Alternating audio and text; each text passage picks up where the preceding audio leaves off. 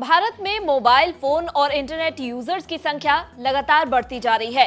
इस वक्त देश में लगभग 620 मिलियन स्मार्टफोन यूजर्स हैं और मार्केट शेयर का एक बड़ा हिस्सा एयरटेल के पास है। भारत में इंटरनेट के बढ़ते कॉम्पोजिशन को देखते हुए टेलीकॉम कंपनियां अपनी अपनी स्ट्रैटेजी बना रही है ताकि वो अपने कॉम्पिटिटर से आगे निकल सके।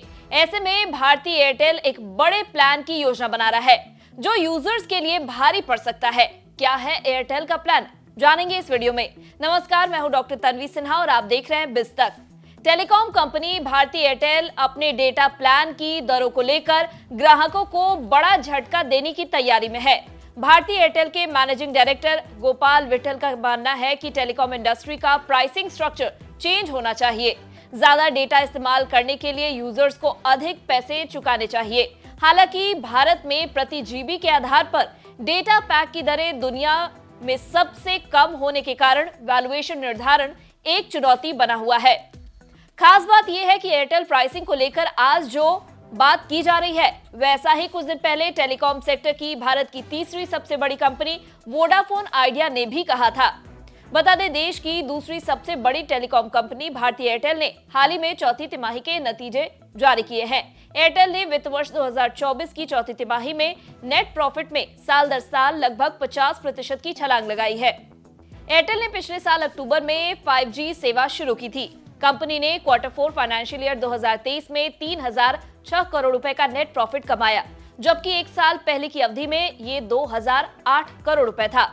वहीं भारतीय एयरटेल की तिमाही के नतीजे जारी करते हुए विठल ने कहा कि इंडस टावर्स में भारतीय एयरटेल सबसे बड़ी शेयर होल्डर है। भारतीय एयरटेल यह सुनिश्चित करेगी कि टावर कंपनी मजबूत बनी रहे। किसी कंपनी की वित्तीय चुनौतियों की वजह से इंडस टावर्स के कामकाज पर असर नहीं पड़ेगा। मौजूदा समय में अगर बात करें तो 5G सेवा 3000 से अधिक शहरों में उपलब्ध है और कंपनी को साल के अंत तक सभी प्रमुख शहरों में इसका विस्तार करने की उम्मीद है।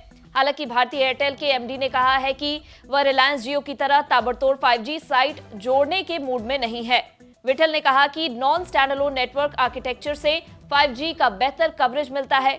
आगे आने वाले दिनों के लिए भारतीय एयरटेल के विठल ने कहा है कि एयरटेल 5G सर्विसेज के लिए 2300 मेगाहर्ट्ज बैंड में मिड बैंड एयरवेज पाने की कोशिश कर सकता है। विठल के अनुसार कंपनी 5G सेवा की शुरुआत के साथ ग्राहकों की कम मांग और डेटा खपत में वृद्धि देख रही है। इससे एवरेज रेवेन्यू पर यूजर को बूस्ट करने में मदद मिलेगी, क्योंकि 5G सक्षम हैंडसेट की संख्या मौजूदा 10 से 11% से बढ़ रही है।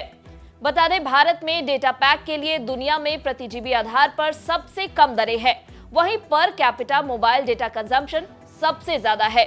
भारतीय एयरटेल के विठल ने कहा कि भारत में डेटा का प्राइसिंग स्ट्रक्चर बहुत कमजोर है। इंडोनेशिया जैसे बाजारों में डेटा के लिए यूज के हिसाब से पैसे चार्ज किए जाते हैं। थाईलैंड और फिलीपींस जैसे देशों में भी यही व्यवस्था है। उन्होंने कहा कि डेटा प्लान ऐसा होना चाहिए कि 100 रुपए के प्लान में ग्राहकों को कम बेनिफिट मिले, जबकि 200 के प्लान में सबसे ज्यादा और 1000 के प्लान में सारी सुविधाएं मिले। विठल ने कहा कि भारत में टेलीकॉम सर्विसेज की मौजूदा प्राइसिंग स्ट्रक्चर ठीक नहीं है, इसमें बदलाव की जरूरत है। विठल का कहना है कि ग्राहकों को अधिक पैसे चुकाने पर बेहतर सेवाएं जैसे लाभ मिलने चाहिए। भारतीय एयरटेल के एमडी ने कहा कि टेलीकॉम कंपनियों को बीच बीच में टैरिफ बढ़ाने पर मजबूर होना पड़ता है, क्योंकि उनके लिए एवरेज रेवेन्यू पर यूजर बहुत इंपॉर्टेंट है। हाल ही में global asset management company Sanford C Bernstein ने कहा कि देश के टेलीकॉम सेक्टर में 2026 तक और ज्यादा कंसोलिडेशन देखने को मिलेगा और अनुमान जताया जा रहा है कि देश की 2 टॉप टेलीकॉम कंपनी जियो और एयरटेल के पास मार्केट का सबसे बड़ा शेयर होगा। जियो के खेमे में 48% तो वहीं एयरटेल की झोली में 35% सब्सक्राइबर्स आएंगे। अगर आपको हमारे इस वीडियो में दी गई जानकारी पसंद आई हो तो इसे लाइक और शेयर जरूर करें। साथ ही बिजनेस जगत की खबरों से अपडेटेड रहने के लिए बने रहे हमारे साथ और देखते रहे बिज़ तक।